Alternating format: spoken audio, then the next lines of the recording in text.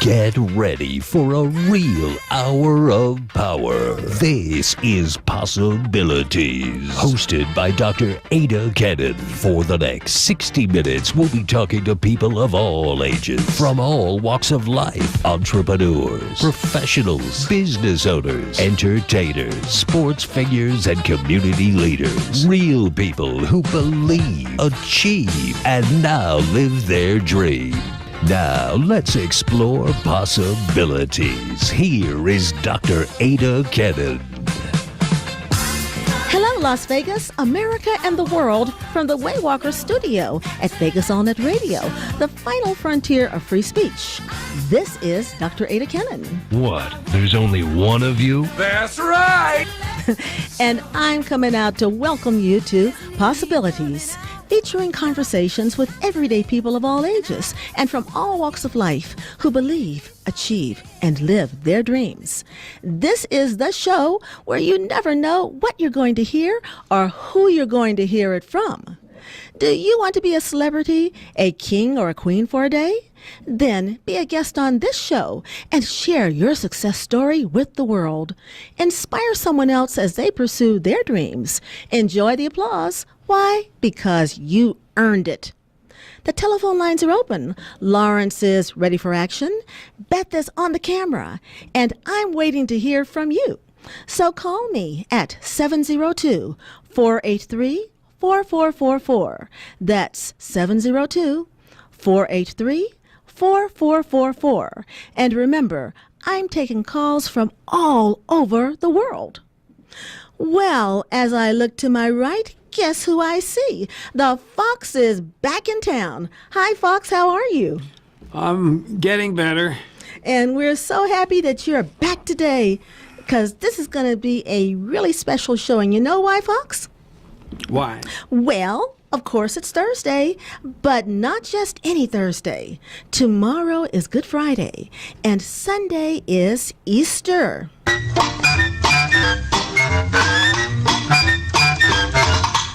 Here comes Peter Cottontail, hopping down the bunny trail. Hippity-hopping, Easter's on its way, bringing every girl and boy baskets full of Easter joy, things to make your Easter bright and gay. He's got jelly beans for Tommy, colored eggs for Sister Sue. There's an orchid for your mommy and an Easter bonnet too. Here comes Peter Cottontail, hopping down the bunny trail. Hippity-hoppity, happy Easter day.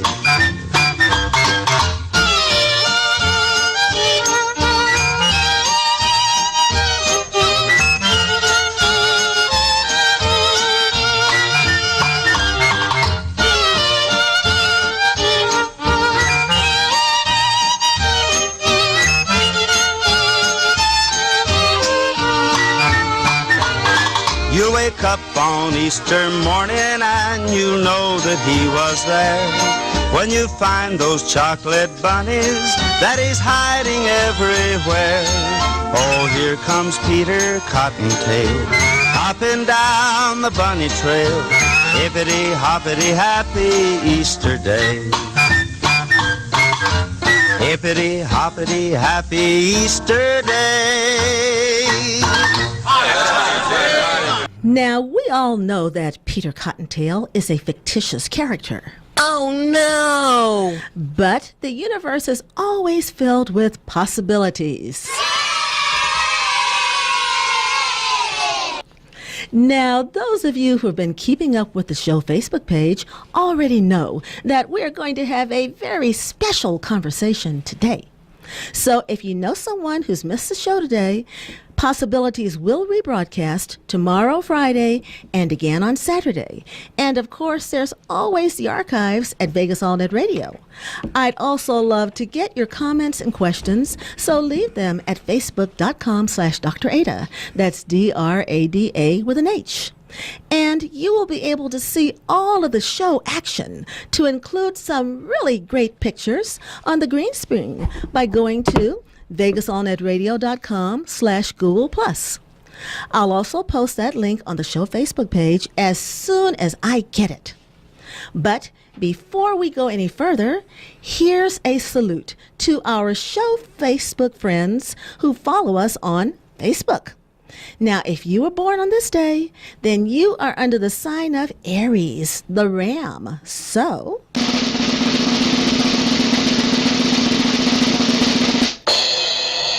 this birthday shout out is just for you. Don L. McCormick III, Geoff Stickler, Fernando Guevara, David Osmond, Debbie Burns, Jimmy Ingram, Gabriella Wyatt Perillo, Christine Paypen Hubble, Esperanza Riaz, Kane Angel, Christina Mayer, Rias, Diane Decio, Mark Sarkis, Lynette Jackson, Danny Salisbury, Letitia Ulster, and Larry Lancaster.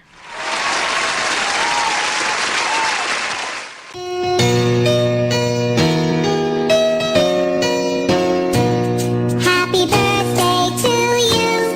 Happy birthday to you. Happy birthday, happy birthday, happy birthday to you. Happy birthday to you. Happy birthday to you.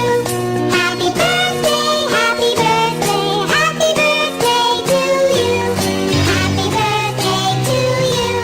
Happy birthday to you. Happy birthday, happy birthday. Happy birthday to you. Yay! Happy birthday! And that's straight from the mouths of the rabbits. Now, you know, I just love to give birthday shout outs.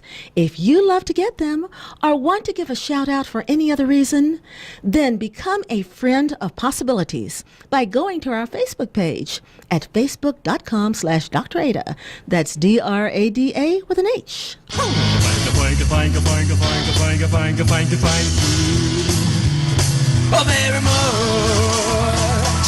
Thank you. Thank you very much. Thank you. Now, you know, Possibilities is all about people telling their stories. So come on, admit it. Wouldn't it be great to tell your story on the radio? Well, you can, right here on Possibilities. What roadblocks did you encounter on your journey, and what kept you moving forward to become successful?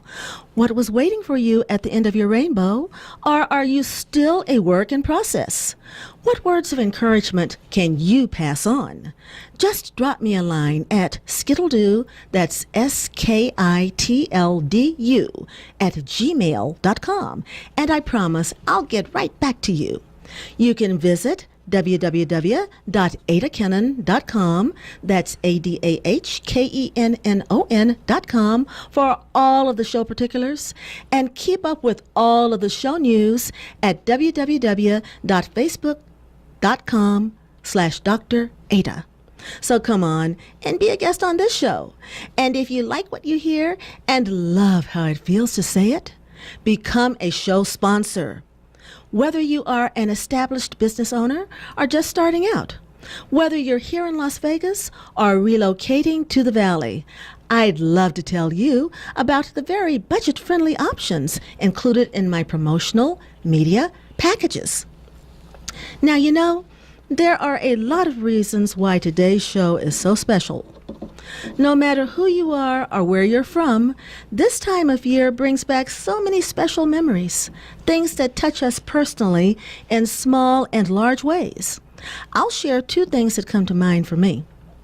One of my earliest memories in life was how it was for me on Easter as a young child growing up in the South in Houston, Texas. Now, everybody that I knew went to a church, Methodist, Baptist, whatever. And that included all of the children, no matter what age. For me, that meant Sunday school every week. But Easter Sunday was always special. Now, that was always a day which started with an Easter egg hunt for all of the children, which was really more like an egg massacre, considering how many eggs we stepped on. We would look forward after that to what I considered back then to be a rather lengthy sermon. And if we got bored, there were always plenty of adults around to keep us kids in line. Then there were those great potluck meals with home-cooked items provided by the ladies of the church.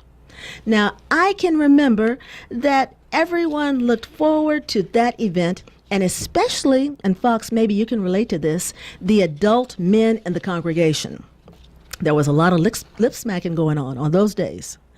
And everyone in attendance, male or female, rich or young, dressed in their finest, most colorful outfits. Now, for the young girls, that usually meant wearing some kind of a dress or a skirt outfit. All of those petticoats made of organdy, the sheerest and crispest cotton cloth that made your skin itch, especially on your legs. And that really became interesting during those hot, humid summer months. For the women, that meant those special designer hats, the ones with the extra wide brims. It certainly wasn't Fifth Avenue in New York City, but it was very much an Easter parade. And as an adult, not so long ago, another special memory comes to mind. It was at this time of the year that I remember seeing my mother for the last time before she went to be with the Lord. I remember that it was Palm Sunday in 1997. My mother lay in a coma and on life support in a local hospital here in Las Vegas, which she had been in for several days. There was really no hope that she would survive on this life plane, and as her daughter, it was up to me to make the big decision, one that I would have to live with. Was it time to take her off of life support? Well, I'll tell you that I was way past being desperate. All of the possibilities that I envisioned for her, recovery, more time, just a few final moments of conversation, were not to be. It was a hard time, but somehow I knew deep down inside that I would not have to make that decision alone. So what did I do? I prayed. I prayed for guidance, a sign, anything that would reassure me that I was making the right decision at the right time, because it was a final decision on this earth plane for her. I also prayed for a sign that this was not the end of possibilities, that something more was really out there. Well, I'll tell you, that night, my prayer was answered. And that answer came while I sat by her bed in her hospital room. And you remember, Fox, you were there to witness what was truly a miracle. Now, I like to think of myself as being a rational person. I'm not from Missouri, but I, like a lot of people, appreciate having hard, cold evidence in front of me. I mean, can I feel, touch, taste, smell, and hear it? But I know what I experienced in that room really happened. Now, most of the lights in that room were turned off, with the exception of one, which was just a little light by the door leading into the main hallway by the nurse's station. There was just enough room for me to see my mother. And I don't know why, but for some reason, I looked up at the ceiling that was right above her bed.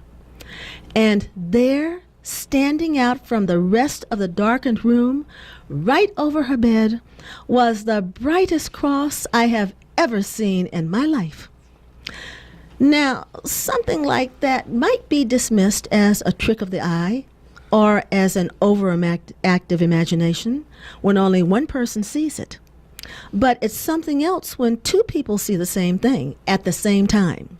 And both of us, if you'll remember, saw that cross. It stayed there for several minutes before it faded away.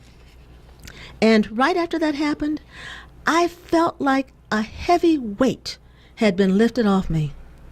I had my reassurance. I was granted confirmation. And even though my mother could not say it with her own voice, I knew that she was at peace with that decision. Within just a few hours after that, my mother went to be with the Lord. Now, as with every story, there's an epilogue. A few days after my mother's funeral, I was sitting at home going through some of her things. The only other person in the house besides me was Fox. And Fox, I'm sure you'll remember that day. And you were in a totally different part of our very large home. But I distinctly heard a voice call to me. A voice that wasn't like a person speaking. It was more disembodied, maybe like robotic, without emotion. And I was called by my middle name, which is something Fox said you never do, but that's something my mother frequently did. It was almost like whoever or whatever said it was searching, and then it faded away and I've never heard it again.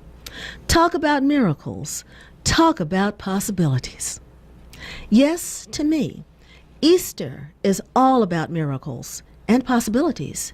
And yes, I do believe that miracles happen. The story of the resurrection of Jesus, that God raised his son from the dead, that God said yes to life, continues to hold a special meaning for millions of Christians who hold the belief that this was a miracle, that there are miracles, and of course, possibilities. For Christians, this is a time to honor and recognize Jesus Christ's resurrection from the dead and his glorious promises of eternal life for all those who believe in him. The resurrection of Jesus challenges modern assumptions that miracles are impossible. But did you know that for many, there have been ongoing debates over and what Jesus was and who he was for over 2,000 years, which continue to this very day. Traditional religious teaching is increasingly coming into conflict with an understanding of the universe that we live in, and questions are being raised, not only about our history on this planet as humans, but about our perception that we are alone in the universe. Questions like, have aliens visited the Earth? Have they influenced our history and religion? Are they divine as described in the Bible? Are there extraterrestrial technologies that have been misinterpreted by the early humans? Was Jesus actually an alien? And so this brings us to our topic for today. Our very special guest is Mr. Chris D. Putnam, international best-selling author and Christian apologist. We're going to talk with him about this, as well as his new book, The Final Roman Emperor, the Islamic Antichrist, and the Vatican's Last Crusade. And remember that you can call into this show today to ask questions and make comments. The number to call is 702-483-4444. That's 702-483-4444. And please don't miss this chance to talk with the author. But before we do that, let's take a quick break. You're listening to Possibilities with Dr. Adah Kennon from the Waywalker Studio at VegasAllNetRadio.com. Be right back.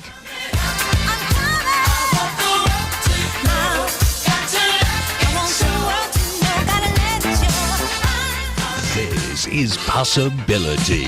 Now, here again, Dr. Adah Kennon. And welcome back to Possibilities, featuring conversations with everyday people of all ages and from all walks of life who believe, achieve, and live their dreams.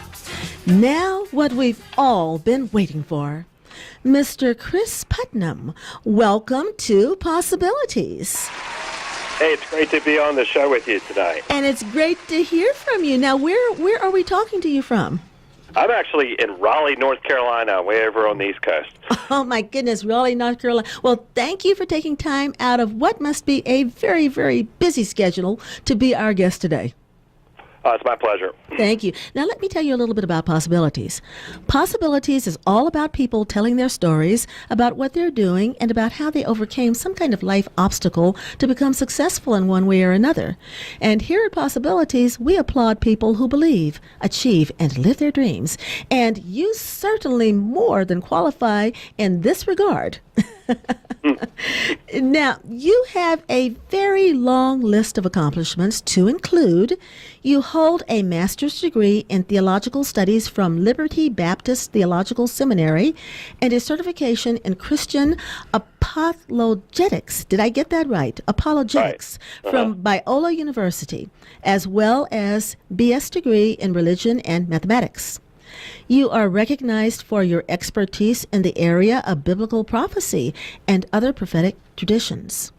You have been interviewed on Prophecy in the News and also as an expert for the television show Countdown to Apocalypse on the History Channel. And I'll have to tell you, I have that recorded. It is in my library and I play it and replay it. I can't get enough of it. And in Canada, for the show, I Prophesy, The Future Revealed. You have appeared on major radio programs and podcasts across the country. For example, I watched several of the Sid Roth's It's Supernatural episodes on the YouTube, on the computer. So you're certainly well represented there. You are a member of the International Society of Christian Apologetics, the Evangelical Philosophical Society, and the Tau Sigma National Honor Society. You teach at your local church and present at various Christian conferences in the United States and Canada. So I want to start this by asking you, can you tell us about Logos Apologia? Well, that's my first website that I started, and I actually started that website when I was pretty much an unknown. I hadn't written any books, and nobody knew who I was. And, I didn't really grow up being a Christian. I kind of wanted to be a rock star. My heroes were like Eddie Van Halen and Jimmy Page and these guitar player guys like that. So that's kind of what I was trying to do in my 20s. And that kind of turned into a train wreck eventually. And, I kind of had to regroup. And I started looking, for something more significant in my life. And, I really came to believe that Jesus Christ rose from the dead, that the resurrection really happened when I studied the historical evidence. And, once you believe that happened, the rest of it kind of falls in behind it because he seemed to endorse the whole Old Testament and the whole thing. So, if I believe he really rose from the dead, I guess I could take his word on the rest of that. And so, I just kind of bought into it, and it really did work out. And, when I figured if this is either everything or it's nothing. And, so it quickly became everything, and that's why I ended up with a master's degree in theology, because I really wanted to try to get a deeper understanding of what it is. And, I really came to believe that these prophecies are going to come to pass. And, he really predicted that he's coming back, and he's going to judge the world. And so ever since Hal Lindsey had the late great Planet Earth in the early 70s, I've been hearing about this. My dad had that book in the house. We always thought the Russians were going to try to nuke us, and that was going to be the end of the world. And that's the way I grew up in the 70s, and that all kind of faded away, and that didn't happen. And then it was, 1988 was going to be the rapture. People were talking about that. That didn't happen. You've had all these failed dates that people have set. And, of course, 2012 was the big one recently where a lot of people thought it was going to happen, and nothing happened. So I don't like setting dates. But I do think, it could be in my lifetime. That's about as far as I'm willing to go. And, I don't know when. But, when you look at some of the prophecies, say, everybody's familiar with the 666, the mark of the beast, right? That's a real famous thing. Well, look, what it says in that is that he's going to control who can buy or sell, by this number. It's the number of the beast. It's not like your number. It's some kind of affiliation with the Antichrist, supposedly. So you're looking at somehow somebody has to have a technology that controls how people buy and sell globally. is what that's saying. Now, that wasn't possible in 70 AD when John wrote the book of Revelation. That wasn't even thinkable to control who could buy or sell by some kind of number. But, it wasn't possible 50 years ago. But today, there's competing technologies to implement that. And so those are the kind of things that I'm looking at. I mean, these prophecies weren't even possible before 1948 because Israel wasn't even a nation. They didn't exist, and then now they do. And there's all this tension there, and it looks really apocalyptic a lot of times. So, you see these things falling into place just as these prophecies would have them be. It's predicting a global government. It's predicting a new world order. And we see the world just coming together. And the World Wide Web and all the technology we have is facilitating that. We hear cries for a one world currency coming from China and the Soviet Union. So, it's hard to ignore those things when you're aware of what these prophecies state is going to happen, because I just see it coming to pass all around me, and it can't help but excite me. Wow, yeah, and I sense that. Now, let me ask you, you are a Christian, and you are also a theologian. Is what you talk about something that most Christians are reluctant to talk about? I mean, and if so, why is this? Well, some of the things that I talk about certainly are, and that's part of my calling, actually. As I said, I didn't really grow up going to church, so I was into a lot of weird stuff. I told you I was into the rock bands and the whole rock and roll scene, but I kind of dabbled in the occult a little bit. I was, always interested in UFOs and ghosts and anything weird. And, I was always interested in this weird stuff, But if you look at the Bible and you look at, that's some really weird stuff in there, too. In fact, it is about the weirdest. And it gets in a lot of details. I mean, you think of the Old Testament is just chock full of all kinds of strange stuff. But I'm just utterly fascinated by trying to learn about those things. But, not all of it is bad, is what I found out. There is a spiritual side of life that's positive and encouraging, and it's not destructive. Now, there is the other, and a lot of people get mixed in to some of both, and they end up getting pulled down sometimes. And you really have to come to grips with the fact that we don't create God by what we prefer. I mean, I used to think that you could sort of create God in your own image. Well, I want a little bit of Buddhism and a little bit of Christianity, a little bit of that. That's the way a lot of Americans take their spirituality. They just kind of do with what they like. But if you think about it, if God really is, then he is. I mean, he is the way he is. It doesn't matter what you think or how you feel about it. So I came to the point where I think I should let him reveal himself to me instead of me deciding what I want him to be. And so that kind of opened up my willingness to look at things that I necessarily didn't find palatable when I was a non-Christian. Does that make sense? Yeah, it does. And, speaking of that now, let's come to the question of the day. What's your opinion? Do you think that Jesus Christ was an alien? I mean, did he come from an alien race? Or? It's an interesting question in a way.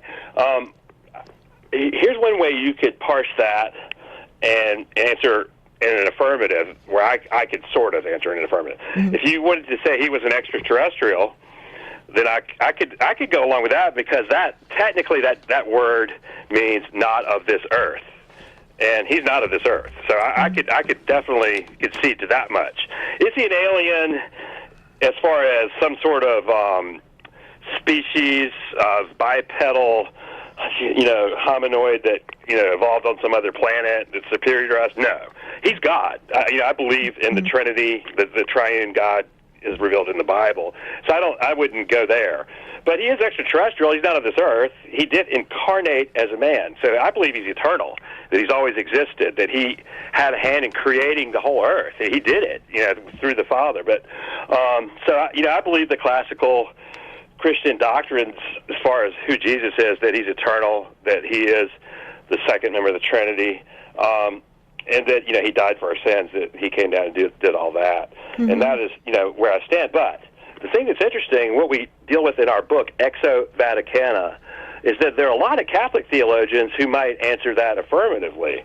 Some of the things that they've written seem to suggest that. One would be Guy Cosmonago. He's going around right now on a speaking tour. Consul Magno is his name, Consul Magno. And he wrote a book, Intelligent Life in the Universe. It was published by the Catholic Truth Society. It's hard to get a copy of that book now. I think they might have gone out and bought them all up because they got embarrassed about some of the stuff he wrote in this. But he actually, I'll read a quote right from that book. Mm-hmm. He was talking about, non-human beings that you see in the Bible, angels, things like that, and suggesting that they could be referring to some sort of extraterrestrial. Then he referred to the Gospel of John, chapter 10, verse 16. And Jesus said, "Other sheep I have, which are not of this fold, them also I must bring, and they shall hear my voice, and there shall be one fold and one shepherd." Now, Consul Magno comments on that passage and says, perhaps it's not so far-fetched to see the second person of the Trinity, the Word, who was present, quote, in the beginning, John 1:1, end quote, coming to lay down his life and take it up again, John 10:18, not only as the Son of Man, but also as a child of other races. Wow. Now, that's kind of weird. So he's suggesting that maybe, Jesus died for these other aliens, too, I suppose. And, that's just kind of a novel thing to hear coming from the Catholic Church. But it probably isn't the first time. Mm-hmm. When I started digging back into it, it goes way back into... There was something called the principle of plenitude, and this goes back into the Middle Ages. And they came up with a list of things that were heresies, and so these were things you couldn't say. Mm-hmm. And one of them was that there isn't life in other worlds, that the other worlds don't exist. That was a heresy, and the reason why was this principle of plenitude that they came up with. It means anything that God could do, He would do, because He's omnipotent. And omnipresent, that if He can do it, He would do it. Is what their argument is, uh-huh. to glorify Himself, I suppose. So they're saying you can't say that He didn't create other worlds because surely He could if He wanted to.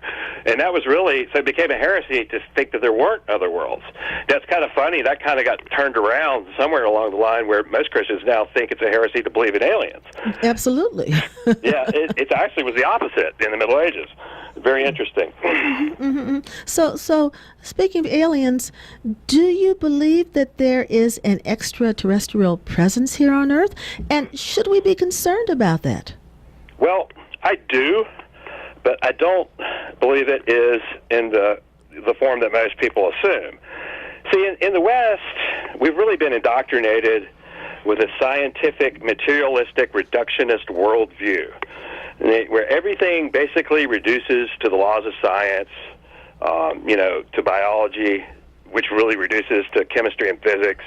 Really, it all goes down to physics, and it just becomes molecules in motion and deterministic, and you really don't even have free will if this worldview is true. So it doesn't even matter if it's true, because it would be anyway. It really decimates the whole need for the concept of truth, if you think about it, because it's deterministic, and there's nothing you can do about it. So this is really the dominant worldview that's taught at our universities, and it's a very bleak and hopeless worldview. Nothing really means anything if it's true.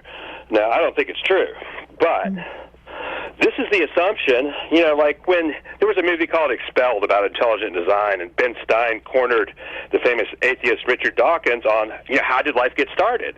You keep saying evolution proves all this, but evolution needs reproducing life, or you can't have anything evolving. How did it get started? And Dawkins said, we don't know. And so Stein pushed him a little bit, and then finally Dawkins went to what they call directed panspermia. Now, this is a theory that Francis Crick, the co-discoverer of DNA in the 1960s, he actually put this forth in a scientific paper, that aliens seeded life on Earth, and like this alien pond scum or whatever kind of evolved into everything that we see on the Earth now. But basically the initial seed of life came on a rocket ship from another planet. There's undirected panspermia, where it just kind of landed on a meteorite or something by accident. You have both versions being offered because they have nothing when it comes to the origin of life. There's just so much incredible detail in design and things like DNA, and even the machinery inside of a simple cell. It just belies the idea that it happened by random mutations and natural selection. Natural selection needs reproducing life to even happen, and they can't get it off the ground. And so they shoot to aliens. But if you think about it, that doesn't answer the question, because where did the aliens come from?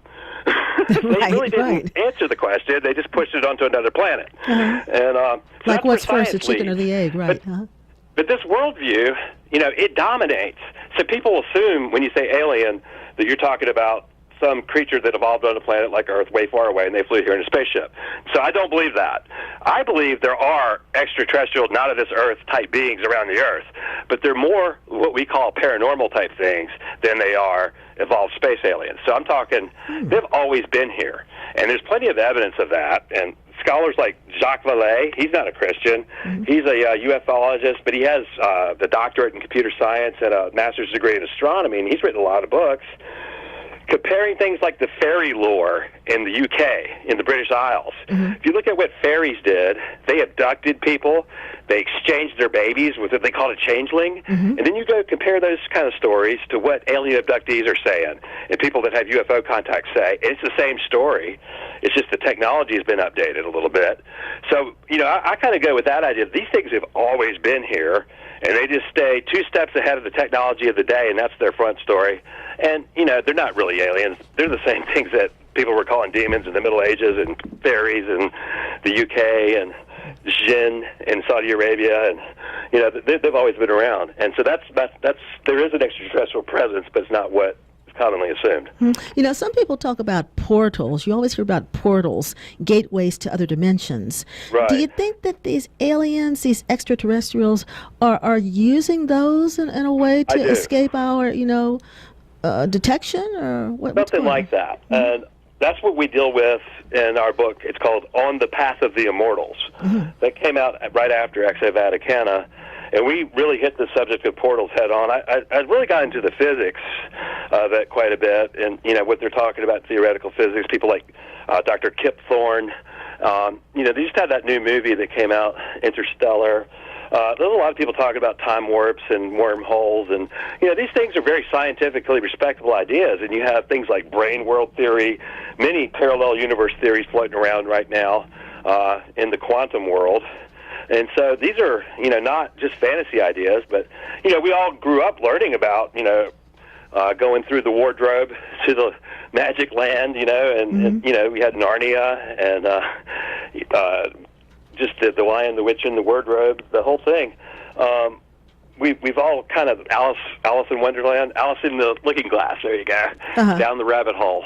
And these portals, we grew up learning about them. We all kind of believe it in a way, but we haven't really been to other dimensions necessarily. But I think we might have, and I make some arguments in the book that there's different kinds, but I think dreams might be a way of doing that. And if you look at the shamanic traditions and medicine men and the sorcery that goes on, that people they use chemicals. You have people taking DMT right now, and the thing that's odd about DMT is that the people come back all around different parts of the world. They talk about the same experiences and seeing the same kinds of beings, and they don't have any contact with each other.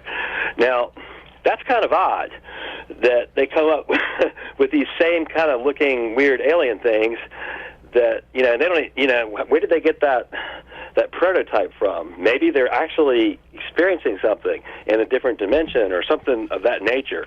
I think it's something kind of like that.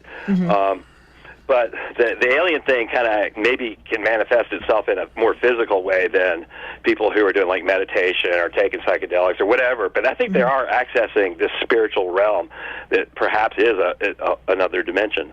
I am so anxious to hear about your new book, The Final Roman Emperor, the Islamic Antichrist, and the Vatican's Last Crusade. Tell us about that.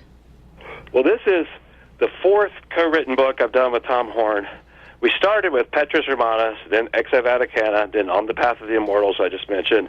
And this one is really more turning, to the Bible prophecies and really back to the first book, Petrus Romanus. Petrus Romanus was a book about this 800-year-old Catholic prophecy who basically would put Pope Francis as the last pope before the end times. And, it's got a long tradition and quite a few astounding fulfillments, that were falsifiable, that, shouldn't have happened, but they did, right when the prophecy said they would. And that's all documented in the first book, Petrus Urbanus. So we had some reasons to think that perhaps Pope Francis's pontificate would be very significant. So we've been watching that, and, recently he started calling for a just war. And you don't hear popes calling for wars very often. No. And so we took a notice of that, and, we started digging into this. And, this thing with ISIS is what he's talking about, because we've had more Christians killed just in the last few years than, any time in history, in recent history. You're talking about millions and millions of people have been displaced from Syria. Now, these are the oldest Christians in the world. They go right back to Syria's right next to Israel. And so these churches have been there right from the beginning. The Apostle Paul was on his way to Damascus when he converted. So, right there on the Damascus Road is where he became the biggest evangelist in the world. He went right back into Syria. So, this is the oldest Christianity in the world, and it's all been decimated. There were, I think, it's been cut down where there's like 2 million people. They don't know if they're dead or alive right now. They're just displaced is how they got them labeled. Mm-hmm. So, that's catastrophic. That's genocide. And so ISIS is serious. Now they're taking out Paris. They're taking out Brussels, Belgium. They're doing all these crazy terrorist acts. They've threatened the United States. They've threatened Rome. Now, that prophecy about Pope Francis we were talking about, that Malachi prophecy, it does say that Rome would be destroyed during his pontificate. So, we go out on a limb in this new book. We actually, my co-author, Tom Horn, he's from a charismatic tradition. He was a pastor in Assemblies of God for 20 years.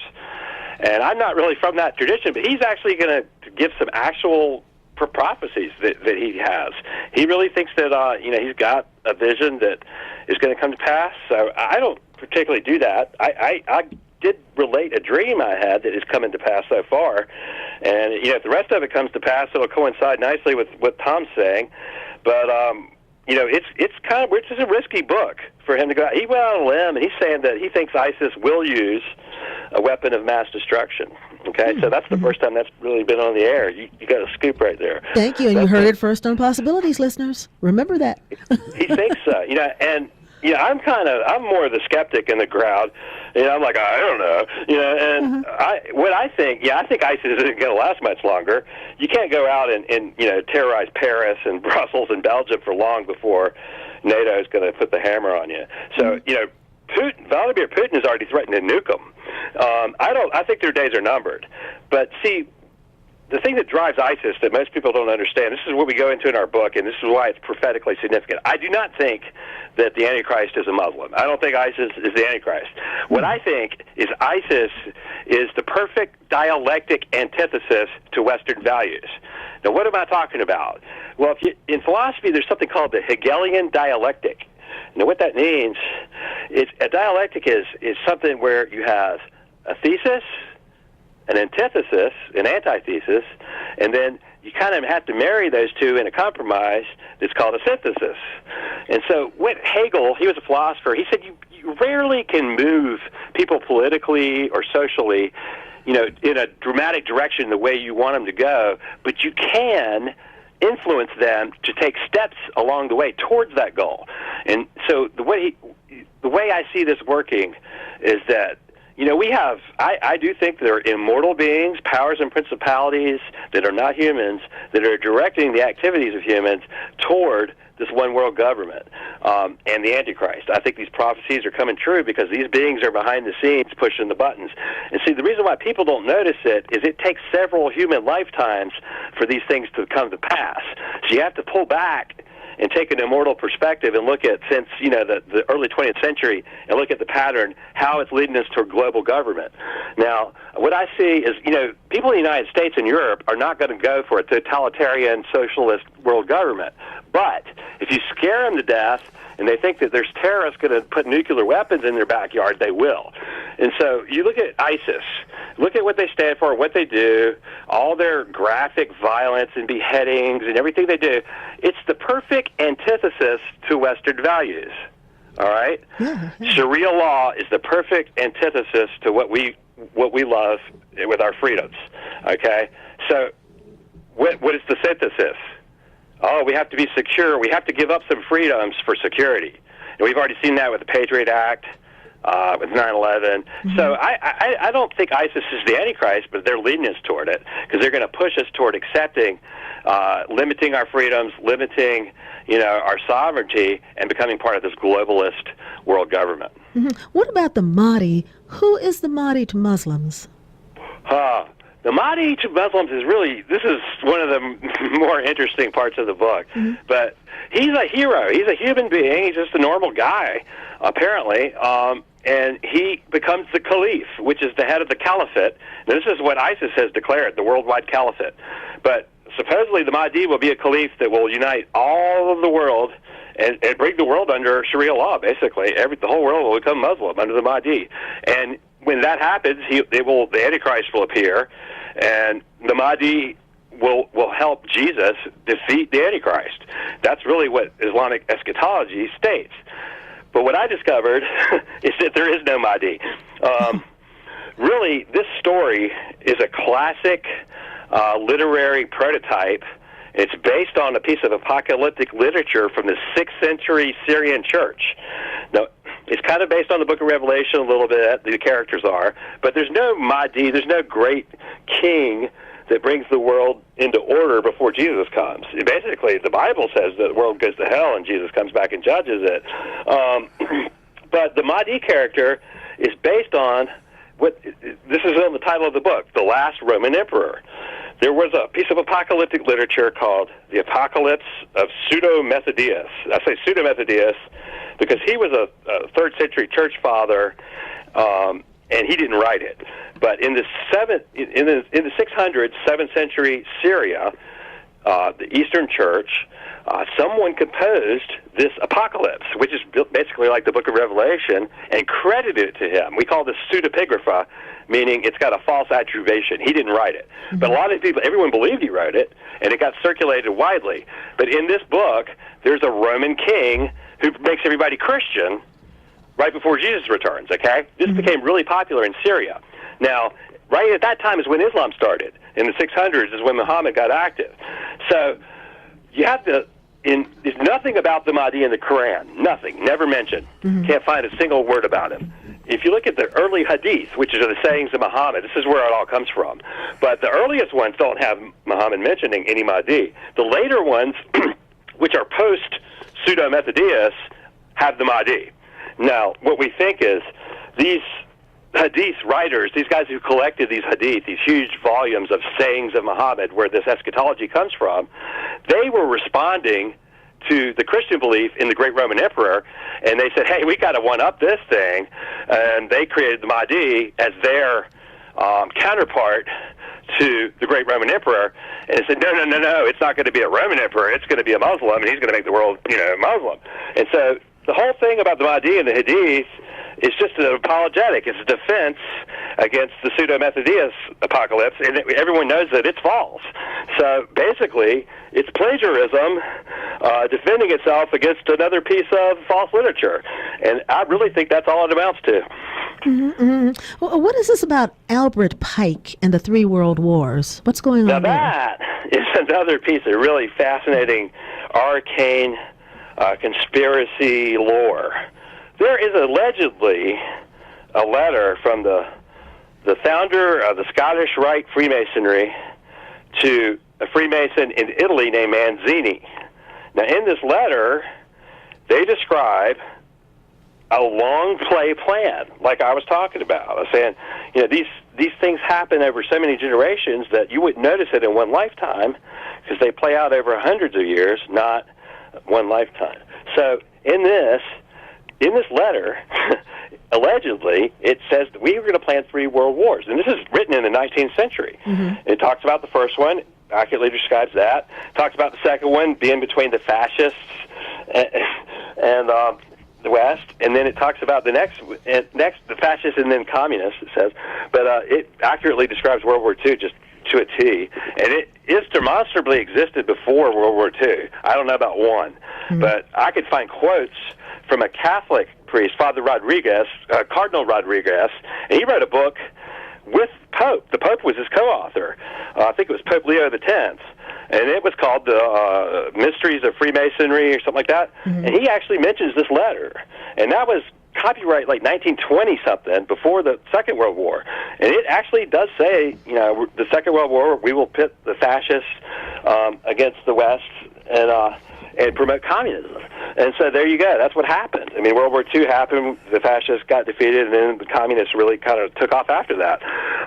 And then it says the Third World War will be, we will put the Muslims against the West and against Israel. And, gosh, don't we see that coming to pass in spades all around us? What has been, the whole tension has been against the Muslim world. And everybody's wondering what's going to happen in Israel with Jerusalem and the Palestinian question. That's really been the dominant geopolitical discussion ever since the Second World War. We still haven't solved the Israel thing, and the whole Palestinian crisis is still going on. That's been going on since 1948. Right. And no one is still a stalemate.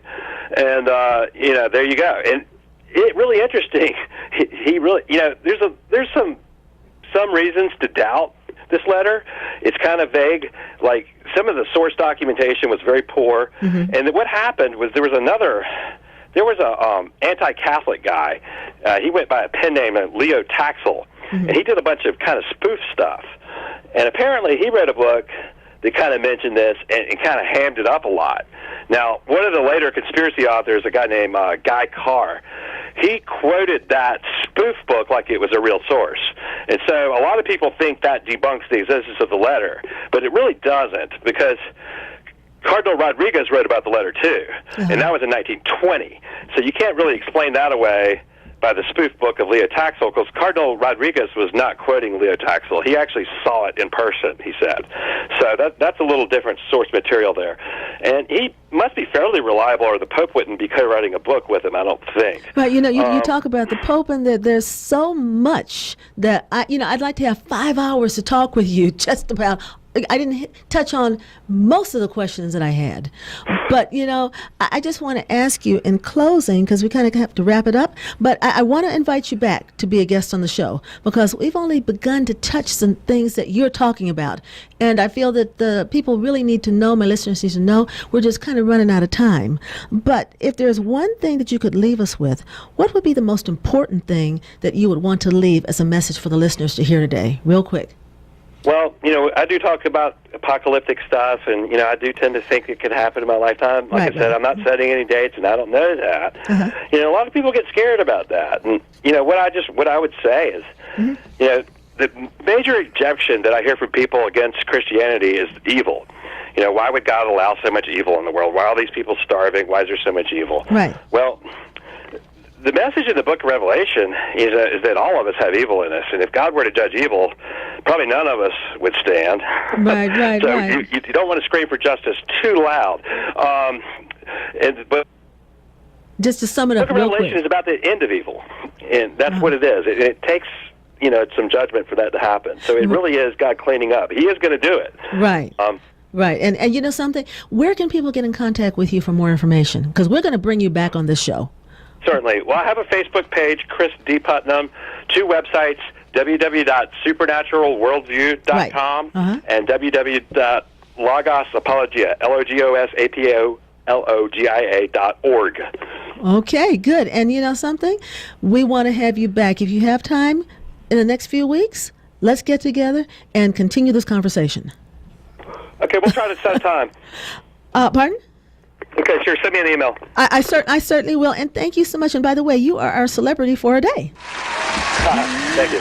Okay, listeners, it's that time again. Fox, you really didn't get to ask any questions, so we're going to have you back on again. And I want to remind everybody you can download the Vegas All Net Radio app to listen to this show. And you can sit back, relax, play, and enjoy it. And you love it, so you can do it over and over again. So remember to like Possibilities on Facebook, follow the conversation on Twitter, and check out the show Facebook page every day. I want to thank my guest, Mr. Chris Putnam. Fox, we're glad to have you back, and we look forward to seeing you here now that you're back, okay? Every episode. Ryan Silver, production manager, Lawrence and Beth here in the studio. You all made it happen as usual. Ricky Cash, Aaron Phillips, John Stiles, owners and station managers here at the Waywalkers studio. Thank you so very much. And all you listeners out there in Radioland and those who didn't get to call in today, please log your comments on our Facebook page at facebook.com, Dr. Adah, okay? And until next week, this is Dr. Adah. Have a wonderful Good Friday and a terrific Easter. And I'll see you next week. And you'll find that you're in the road to grab yours. I could write a song.